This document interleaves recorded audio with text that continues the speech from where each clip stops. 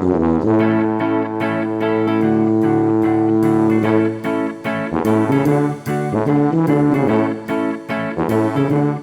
up, party people? This is the Double Stuff Podcast, where we're double the topics, double the hosts, and double the fun. I'm Dan. I'm Sarah. I'm Charity. I'm Alan. And we are continuing our series on episodes that I missed. So today's episode... I like how you're owning up to it now. That's right. The common theme has been Dan. That's to true. Be honest. You're all being very kind when you were like, episodes where we weren't all here. It's episodes where I wasn't here. Is really what it boiled down to. So we were taking a look back at episodes that I was not around for, and today's topic we were looking at was online versus in-person shopping. This is from episode 97, Shopping Cart Navigation. Let's take a listen. I mean, at some point, the only people that are in the shop is the workers. So you can go online and say, hey, I want this, this, and this. And you could either do curbside or someone delivers it to you. So you don't walk into the store at all. I don't like it. I don't either, especially with produce. Like, I specifically pick out which bell peppers I want, which tomatoes. Avocados, don't pick them out for me. I want to pick them out. With produce, that's a good point. You're at the mercy of someone else. If it's just something that's prepackaged, well, it doesn't matter. I mean, hopefully they're not going to get one that's all busted up or something like that. Yeah, but you don't know until you get it. But yeah, with produce, you're kind of at the whim of whoever's picking it. And if they're just trying to go for speed, they're not going to take the time to like find the best tomato. For online shopping, like for clothing and stuff, I have had a fail every single time. Will it fit? And I look at the chart and I get my size and I ordered them and they were still too small. Yeah. Probably because they were like Asian sizes, which are a lot smaller anyway. But like it usually takes me about 5 or 6. That's true. Sorry, but for real, we need like a universal worldly sizing chart. Yeah, if everything is going to start going virtual and we can't try on clothes and we have to be like, well, it looks like it fits, there needs to be a universal measuring system. So if it's online, you do like a full body scan and just say things that'll fit me or something, and then it only populates like what it would be. Maybe that's it. Help the efficiency and actually make it good, not regrettable. Yeah. You know, but years from now, when everything's online and there's no more stores, some little hipster business man's going to be like, hey, I know, let's have a storefront where people can come in and shop. And we'll be like, wow. Back in my day, all the stores were here. Okay, Grandma. All right, so I think I'm going to go ahead and be the contrarian here and say I'm for online shopping. Yeah, I'm good with it. Like 100% fully Yeah, online? mostly. I mean, I wish I was more of an in-shopping person because I actually do like going in-shopping person, but I find myself doing more online shopping. Now, the points you guys were making, produce, I'd rather pick out my own produce, obviously. Although clothes is kind of easy now because clothes, they send you a bunch of different stuff and then you can try stuff on and then send whatever you want back. Clothes is easy for you. I will say that. I feel like there's issues when you're getting women's clothing because it fluctuates so much. Right. Well, especially if they're coming from like Japan or something, you know, they always come a large small. in their size or whatever. We're basically repeating the video of the flashback anyway. What about like something, I think it's like Stitch Fix? Right, like it's like tailoring. Well, so what it is it's an online thing. And by the way, if you need a sponsor, Stitch Fix, we'll take it. We have an opening. Yeah, we're not sponsored by Stitch Fix, but I know it's a popular one for some places. It's a clothing. It's an online clothing thing where you pick out the clothes that you want, and they send you different sizes, and then you try everything on, and then whatever you don't want, you just send back, and you pay for what you keep. Right. I've done something similar to where like you have to measure yourself and you measure all the different parts of yourself, and that way you plug those in, and so they can send you clothes based on the measurements that you submitted, and those are still wrong. Oh no! I feel like because they give you a sizing chart and everything, and I'm like, I gave you the measurements. I don't know why you're sending me this. The problem with that is because so many places are like, we don't want to have a standard size. Right, everything is different. Every brand has different sizes of everything. Like I'll go, and even for me, like I'll go buy one pair of jeans that's like the size that I normally wear, and then I'll buy a second one and be like, nope, those are too big or too small or too short or whatever. And it's just like, why can't there just be a standard size? Why is everything slightly different? Size. Yeah, it's so dumb. That's what we said in the flashback. It's like if everything is going to be.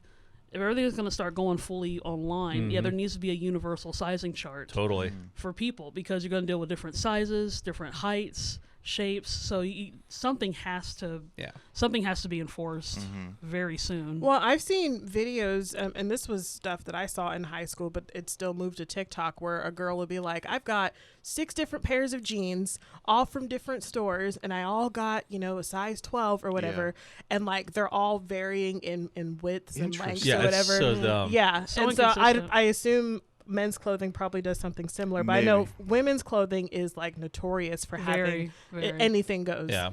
I've defaulted into dad mode, which is I know every item of clothing that I like, and so that's what I'll get next time. Oh, yeah. One of every color. Yeah, one of each color. Yeah. I do very little exploration. I try to do that too now. Yeah, absolutely.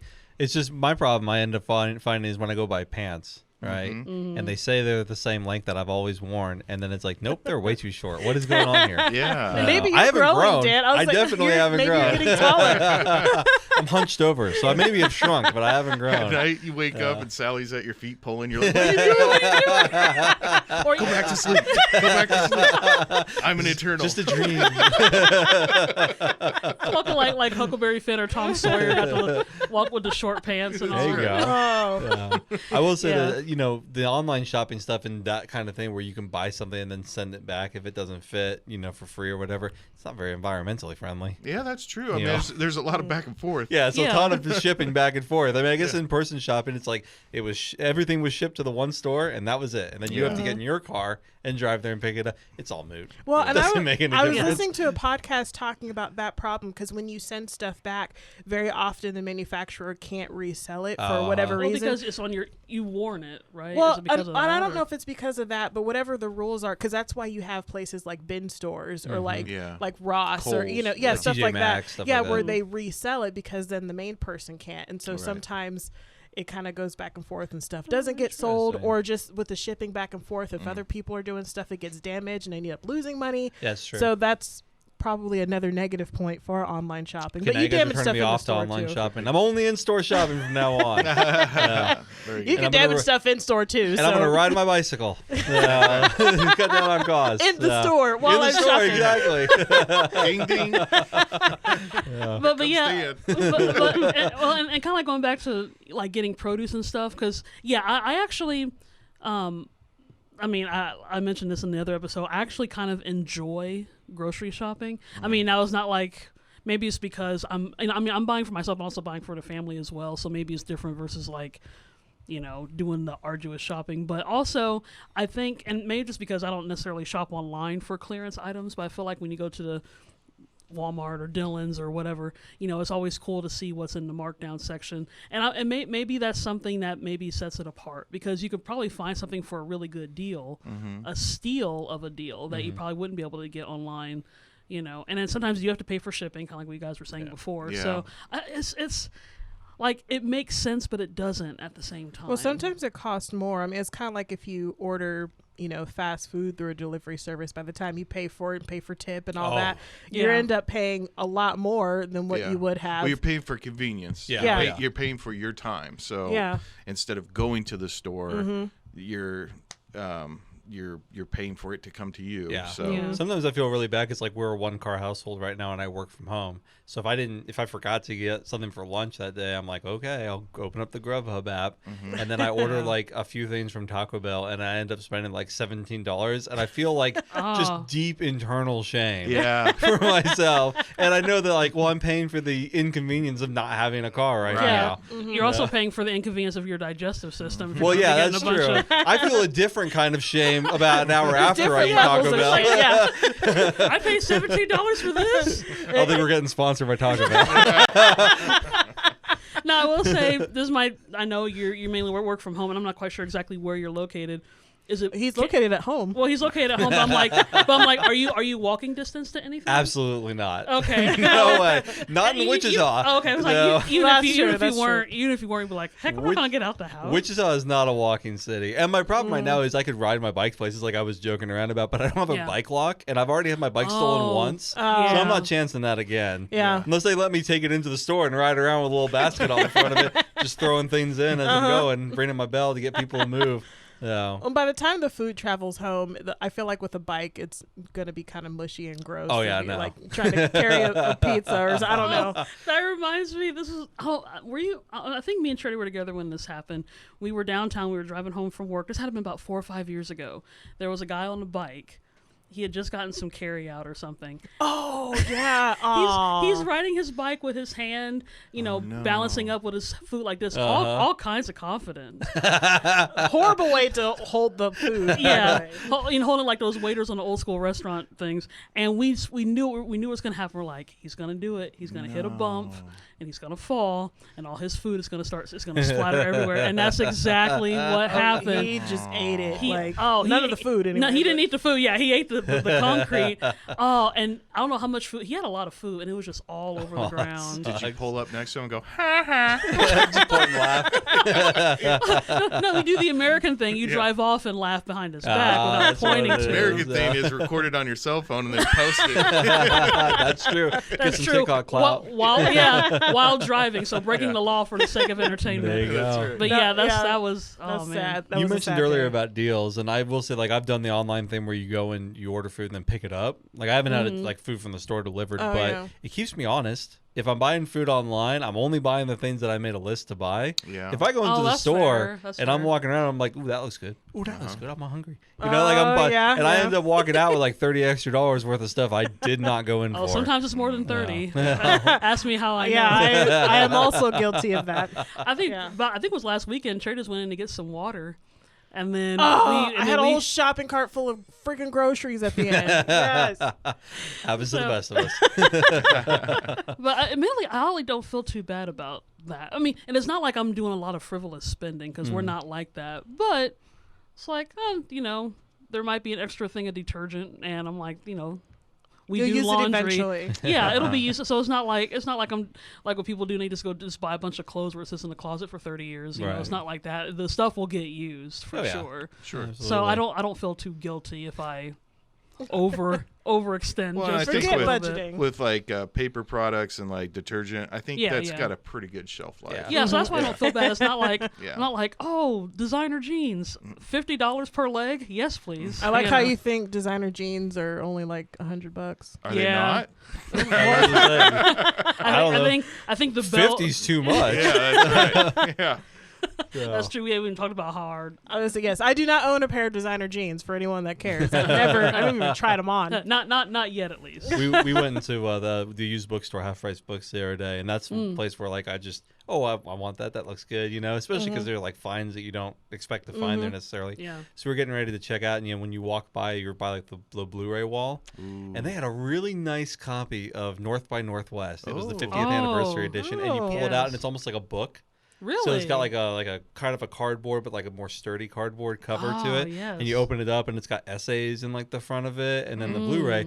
And I was like, yes, please. And I just threw that on the top of the books because I was like, I want to watch it again. So. I will. I will always applaud someone who gets a classic film. We were at Half Price Books yesterday. Were you? Actually, yeah. We could have ran into you then. We were there yesterday. I know too. you probably got Sarah's purchase. I was like, have you not bought that? Sarah probably would have bought it. Missed it by that That's much. right. So, well, I know one of the things we've been doing this season as well is doubling up on the topics. So we're going to go ahead and switch gears, and I'm going to turn it over to Alan to see what we're talking about. Well, we're still on fashion. We are talking about shoes and hats, and this is taken from episode 146, Derbies for Pancakes. Here we go. I like the look of fedoras, flat caps, and derbies. I'm trying to think of an occasion where I would need to wear a derby, though. Going to IHOP. I gotta get my IHOP derby. Derbies for everything. You got derbies for pancakes. Yeah. The thing is, for me, the derby wouldn't necessarily be for just everyday wear. I would definitely wear it for performance purposes. But I wear hats all the time. I love wearing hats. It's a good excuse to cover up bad hair. So if you wake up and you're just like, oh man, it's not working out for me, throw a hat on, you're all set, and people think, oh, you dressed up today. No, I'm covering up this rat's nest on my head, So let's go ahead and go down to the feet area, and we'll talk about shoes. Let's see, for work, whenever I'm sneaking around after we start a production and I'm checking other cameras, you can't have a squeaky shoe, and so Converses don't squeak. So I always have a pair of Converse. I didn't know you could lose weight in your feet. That was a whole... I didn't either, And speaking of where we start off with hats, your head too. Like if you wear fitted caps, it could change throughout your life. Oh. You're not losing a ton of mass there, well, but it's just shrinking. Your weight. Enough to make a Which difference. it makes sense because if you're fat, you can't have skinny feet because then you can't walk. Like you have to have enough support, gotta have something, like a tree trunk. This is sounding terrible. It's got to be enough to support your weight. Sorry, listeners. Like we're pinpointing. Yeah, Gary. Sorry, Gary. Sorry, Gary. I guess we're outing specific listeners now. Your head's too big. Your feet's too big. Hashtag sorry, Gary. Quit sending your photos, Gary. And I stand by everything that was said. I'd like to point out that I was not there, so I'd like to apologize to Gary true. and all the Garys out there in the world. Yeah. Sorry, Gary. Sorry, Gary. Yeah. But thanks for being a good sport and not commenting. Yeah, so, because we were talking about favorite shoes and hats, like in terms of like certain styles and what we like. And the reason why I was called Derbies for Pancakes is we were talking about I would love to have a derby just to own for no reason. Or just because I like the classic. Has that changed? No. That will never change. I can answer Is that that for an you. impossible dream to fulfill? Impossible? No, I don't think so. It's one of those things I've wanted, but I just never got around to fulfilling it. I guess maybe it's one of those. But, because I like I said, I like the way flat caps look. I like derbies.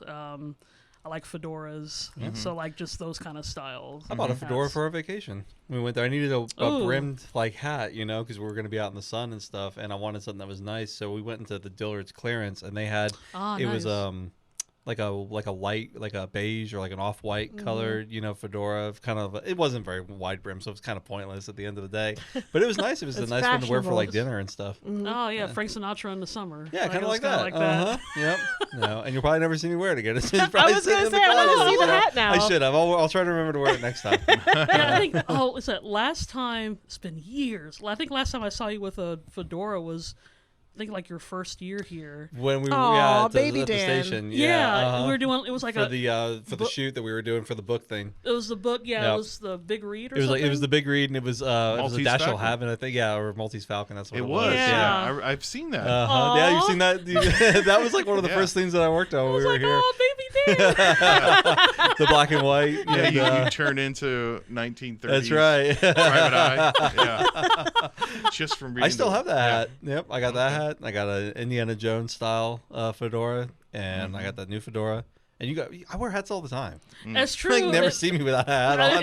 If you guys have seen some of our old designs and stuff, especially from early in the podcast, Dan has a lot of, I think what we called organic vegetarian hats, because they all have some kind of. Oh, he's wearing his It's plant-powered. my Veg Power hat. His plant-powered hat, which I believe was probably the same hat he did have in season 1 when we took our pictures. I think It so. was, yeah. Yeah. So he almost always wears a baseball cap. So. Some kind of hat, Yeah. Absolutely. I like wearing a flat cap. I'm the flat cap guy at work because that's what I wear when my hair's messed up and I go on Zoom calls. Sure. Yeah, no, that's fair. That's what Charity was saying, that the hat is good to cover covers. bad hair days. Absolutely. Well, and it's not the same as hats, but I don't know if I said this in the last episode, but headbands for girls. Headbands, and scarves give you permission to have messy hair. Oh. Because you just cover it up. Like you could have like a messy bun and hair, but you put a headband on, it's like, oh, okay, it's fine. Yeah. It gives you permission to kind of look kind of grungy. Yeah. Okay. It's very true, because I'm actually wearing a headband right now, and you do not want to see what's under there right now. So I am currently proving that point. Well, I think you look lovely. Thank you. You look good in your headband too, Alan. Thank you. It's plant powered too. So hats and shoes. I know we talked about some of our favorite styles. Do you have a certain brand, Dan, of like styles of shoes that you like, or is it just whatever's fits? cheap. Yeah. I mean, I have a pair of shoes for biking. Like I go bicycle riding in, but the only reason they're biking shoes is because I chose to wear them for that. Yeah. Because I don't like wear them out. They weren't like specialty or anything like that. I usually just wear tennis shoes, and then occasionally hiking boots if we go out and hiking. But that's about it. Well, one of the things that we had talked about was like the utility of like a particular set of shoes. I know one of the things that I was mentioning was I like Converse because they don't squeak in the studio. Oh, I like Converse. Like, that's true. Yeah, that's a good point. I have a so pair of some Converse. squeak and some don't, and That's a good point. just kind of trial and error. Now that is if you're in basketball shoes, walking through the studio. exactly. Yeah, I you love don't want to be that guy. our impression of a squeak. Definitely You know. not. Yeah. What about like dress shoes? I know you guys don't necessarily do a lot of fancy shoes stuff. squeak a little bit. No, I mentioned on there, like Johnson Murphy are You the did best. say that, yeah. They're the best. Yeah. Oh, yeah. Okay, you're Super talking comfy. about shoes squeaking. So I bought. We'll just kind of preface this a little bit. I've noticed my sandal game has been changing a little bit, and I'm Your like, sandal game. well, I was getting some stuff for the summer, and like I started buying these old lady sandals because they're super comfortable, and I'm like, if I'm gonna be walking around, I'm gonna be comfortable, and I was like, these don't look fashionable at all. But so my shoe game is probably changing. But you were talking about squeaky shoes, and so I tried on these sandals at the store, and they were perfectly fine. And so, cut the tag off, receipts gone, all of that. I wore them in the grocery store the other day, and only one shoe squeaked. So like my left foot goes, and at first I didn't know it was me. So I'm walking around in my shopping cart and stuff, and I'm like, what is that behind me? What is that horrible sound? And it's me. It's my left foot squeaking in my sandals. And I'm like, okay, like now 50% squeak. Now you got to walk with a limp so well, it doesn't squeak. yeah, because otherwise it sounds like a fart. And I'm like, someone's gonna think I'm just walking around and farting in all the aisles. Just like Igor, you're like, walk this way, dragging your foot. I'm making I love my it. way to the Pepto. That's true. Just let me get there. Just let me get there. Sorry, guys. Yeah.